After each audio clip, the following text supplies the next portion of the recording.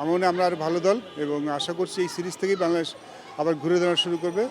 স্কোয়াডটা দেখে মনে হচ্ছে যে আমরা সেই ধরনের উইকেট বানাতে যাচ্ছি। সব দেশ কিন্তু এরকমই করে থাকে, তারা যে ধরনের ক্রিকেট খেলতে চান ওই ক্রিকেট খেলার জন্য কোন খেলোয়াড় প্রিপেয়ার্ড, ওই কোন খেলোয়াড় ওই ওই খেলার সাথে তাকেই কিন্তু সিলেক্ট করা হয়ে থাকে। হতে শুরু হয়েছে, মাঝখান দিয়ে একবার মিস করেছি, বাট এটা এমন একটা উদ্যোগ যেখানে যার সাথে সংযুক্ত থাকতে পারলে খুব ভালো লাগে। এটা আমাদের ওয়ার্ল্ড কাপ ইয়ার, আমরা এখন যে এই সিরিজটা শুরু করছি আমাদের ওয়ার্ল্ড কাপের মাথায় রেখে নিশ্চয় শুরু করছি। তো আমাদের যেটা হয়ে গেছে, আমরা মনে হয় যে এখন আর পিছন দিকে ফিরে তাকানোর কোনো সময় নেই আমাদের। যেহেতু সামনে ওয়ার্ল্ড কাপ আছে, আমাদের এই সিরিজ থেকে আসলে শুরু করা উচিত। আমি মনে করি যে আমাদের গত কিছুদিন যে পারফরমেন্স সেটা আসলে আমাদের যে সামর্থ্য সেটা আসলে রিফ্লেক্ট করে না। আমার মনে হয় আমরা আরও ভালো দল এবং আশা করছি এই সিরিজ থেকেই বাংলাদেশ আবার ঘুরে দাঁড়ানো শুরু করবে এবং বিশ্বকাপের যে প্রিপারেশনের কথা বলি, আর বিশ্বকাপের আগে যে প্রস্তুতিটা, সেই প্রস্তুতিটা খুব ভালোভাবে এই সিরিজটা আমরা শুরু করবো। আমার কাছে বাংলাদেশ টিমের কাছে প্রত্যাশা আমার এটাই।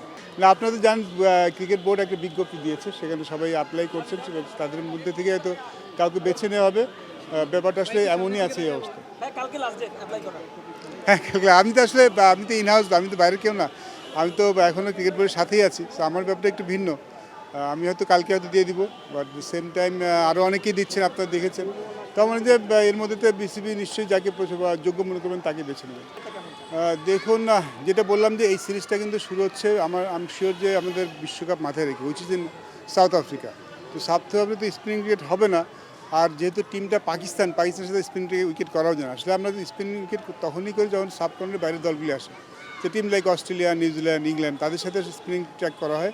বাট মিরপুরের উইকেটেও কিন্তু সুইমিং কন্ডিশন তৈরি করা যায়, আমরা আগে দেখেছি। ওরকমভাবে সময় দিলে ঘাস লাগলে মিরপুরের মাঠেও কিন্তু ফাস্ট বোলাররা বেশি অ্যাডভান্স পেয়ে থাকেন এবং আমাদের স্কোয়াডটা দেখে মনে হচ্ছে যে আমরা সেই ধরনের উইকেট বানাতে যাচ্ছি। সো আমার মনে হয় ইটস রাইট, এরকমই হওয়া উচিত। কারণ এখন থেকে আমরা যেই সিরিজগুলি খেলবো, হোমের বাইরে গেলে তো কন্ডিশন আমাদের হাতে থাকে না। যেহেতু হোমে যখন খেলা হবে কন্ডিশন আমাদের হাতে থাকে, সেই ক্ষেত্রে যখন আমি যেই কন্ডিশন মানে অবশ্যই আমরা জেতার জন্য কন্ডিশনটা তৈরি করবো, বাট সেম টাইম ওয়ার্ল্ড কাপে কীরকম কন্ডিশন ফেস করতে পারি সেটা মাথায় রাখাও খুব দরকার আমাদের।